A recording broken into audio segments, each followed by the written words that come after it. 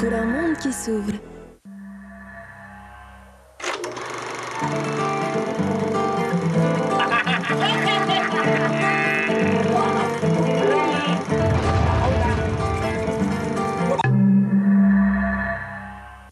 Hohere mawhari me te tap o te arwhai tō tātou whare air toi te a fifo, te huru maonora o te matahiti a atupuhi ai te a fifo. I o nei, te manhini o tā tātou e whari me i roto noa mate meti, Emmanuel Chibaut, tamaiti te ie Jean-Marie Chibaut, a ta porutita no te whinua taratoni, te pupuhi e te matahiti tau atini i wahane re, o huru mai wara, Emmanuel, kia orana. Emmanuel, ahuru maturu to o e matahiti pupuhi ai to o e metua tāne, e te imahana maha ahuru maturu matahiti to o e, wa o hia ne o e te whari, e tawiri te ihohoa, e heumei e te tau, mawiwi mono to o e utua whare. Alors moi j'ai accepté de collaborer à la réalisation de ce film. Lorsque le projet m'a été présenté par les deux réalisateurs,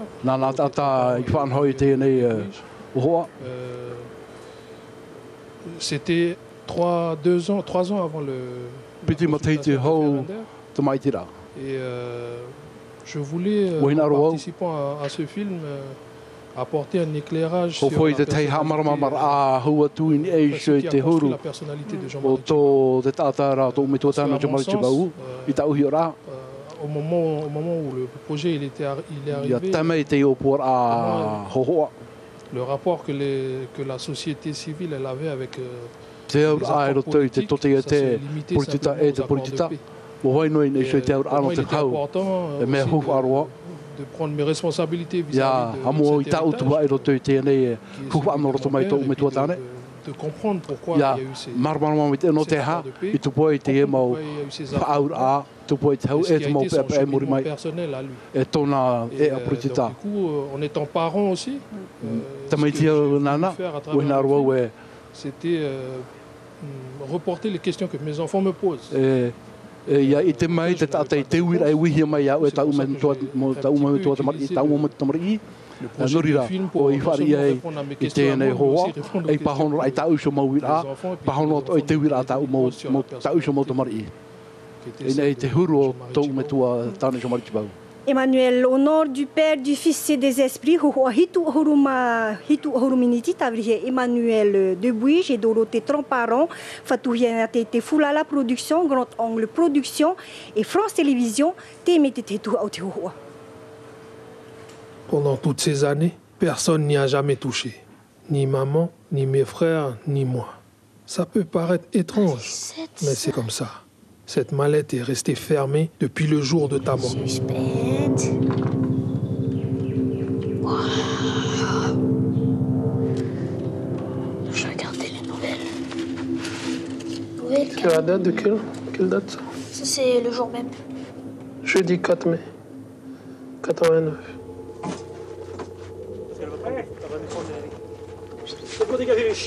Ces images très dures ont été tournées à ouvert quelques heures après ta mort. Je les ai découvertes récemment. Qui c'est qui nous donne la main là parce que... L'atmosphère est étrange, pesante, comme alourdie de non-dits, de secrets. On s'excuse. On se parle entre policiers. Je reste hanté par les souvenirs de ta mort et de ton enterrement. Ils reviennent par flash, comme si ces quelques heures avaient duré une éternité. 1, 2, 3. Emmanuel, e mo huru teimha te ie I te hia nei. Te vera I te te mo upa ta o e I mo e na, e te iti whaahuhia mea o I te te mea tāwirihi ai te I hohoa. En fait, moi, je me souviens de le début du film, il commence par l'annonce de sa mort. Et ce qui s'est passé après que ma mère nous a annoncé, mais nous,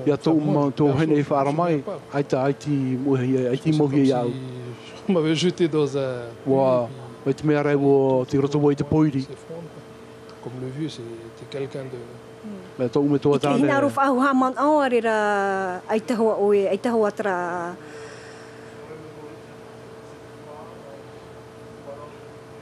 Je pense que c'est Le film, moi je l'ai utilisé un petit peu pour me rappeler de ce que j'ai volontairement fait. C'est pour ça que j'arrivais pas c'est aussi les questions que plein d'enfants qui connaissent la politique de Jean-Marie Tjibaou, connaissent pour son charisme et ses accords politiques. Très peu connaissent son cheminement. À cette dimension-là que j'ai voulu rappeler. C'est pour ça que j'ai volontairement dirigé les entretiens parce que toutes les questions très personnelles je me suis posé en tant qu'enfant sur cet assassinat. J'ai utilisé le projet du film pour rappeler ce que je ne me suis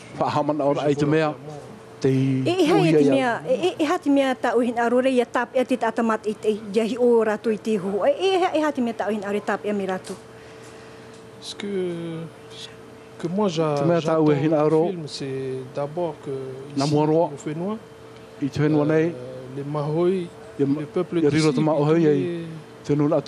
les gens d'ici, ils comprennent que c'est d'abord des hommes, ils ont des convictions. Ils ont des aspirations, ils ont des visions. Moi, ce que j'ai vu de mon père, c'est sa vision politique. Il a transformé le rapport qui était un rapport de domination à l'époque en un rapport d'égal à égal. C'est un peu cette attente-là que je me dis parce qu'il y a des gens d'ici qui ont participé à son combat. Ils ont soutenu la lutte sur la pleine souveraineté dans les années 80. Et puis il y a des Kanaks qui sont venus ici pour soutenir notamment la fin des années 70 pour les jeunes qui étaient les gendarmes. Donc c'est cette dimension-là que je veux mettre en avant. De rendre compte que la réalité dans laquelle on est aujourd'hui, elle ne change que si on se met en marche pour la changer, pour la transformer. Et pour ça, il faut prendre du temps, se parler, discuter, et puis laisser de côté peut-être parfois la colonisation, elle nous a imposé comme modèle. Avec l'argent, pour moi, beaucoup a perverti les rapports entre les gens. Marurumet Emmanuel te amuir amerito I te neve te pahonor ai tamatoni te teur amarurumet e. Anan heava te muri noi te apurur ai te hohoa au nom du Fils, au nom du Père, du Fils et des Esprits et te aroia o toi farere te atei taviri te hohoa te noatu ya Emmanuel Tjibaou marurumet e.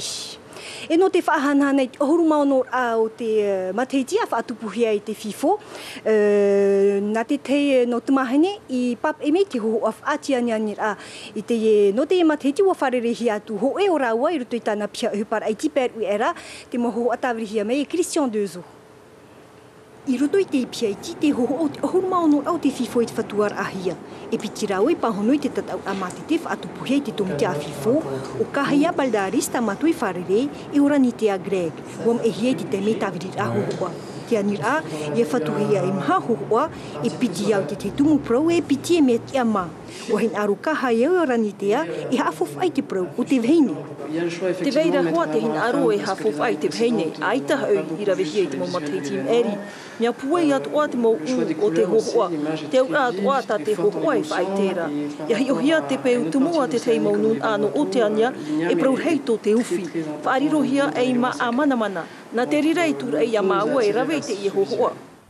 Ai tau kahai ai hunei tona man oa o e te maururu. Inha I te hia te iho o nā tui tēnei au.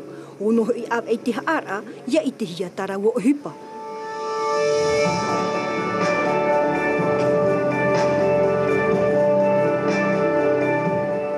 Te tau o te FIFO, te tau at o ierawehi ai te mo haap ipir ai e te mo toro oi veinei rutu te hupa tawiri hohoa.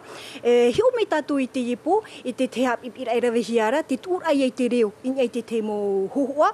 Hupa aria rea I te mera o to eri te hupa uhieru ai te rawe. Nā Jacques Damour te mo hohoa, I tawiri mei no tātou. Et ça, me show me le gars. En cuisine, on peut faire plus bizarre. E no te tui te reo e te ho ho e miniti te roa whatatai piti hora. Ti tauhia nā muaroe maiti te mau reo, iau te hin aro trai-trat ata, tā mau te mau prau, tuatue i te reo. Famille vit à Hawaii. Oh, Tahiti va s'effondrer. Ma famille vit à Tahiti. C'est la deuxième fois que je viens. Te te pitira au te taimi o vau a haere mai i te fifo. Piti taimi at ona muri a himana, tamo mori o i te mataiti ma iri, tu ura ari o i te mataiti ai tatu ai. Te fifo e hipa here roa hia iau, ai tatone utia. E ohipa a piro te ino u, ai tavu i mātou te ohipa. A teiro ravua a mui e roto e haap i pir arawehi ai te fifo, taimi au te ino te haap. Nā he mana flor te e tuha haap i a, o iat o te tehi a meino te huri te hoho a moana, nā artoi te reo te ji, tōna e reo te irawehi no te enemi o Māui, te ohiti tamatoa. Te mea ohipara hei no te ataharuharu reo, te whaatu ati mai te ira ai e te reo i e te hoho a. Are ano te ata e horo are tōna reo, te whaawara ai e roto i te tino te atahauti, te parau e te huru prau a, i atu ati mai te taime tu ura a reo.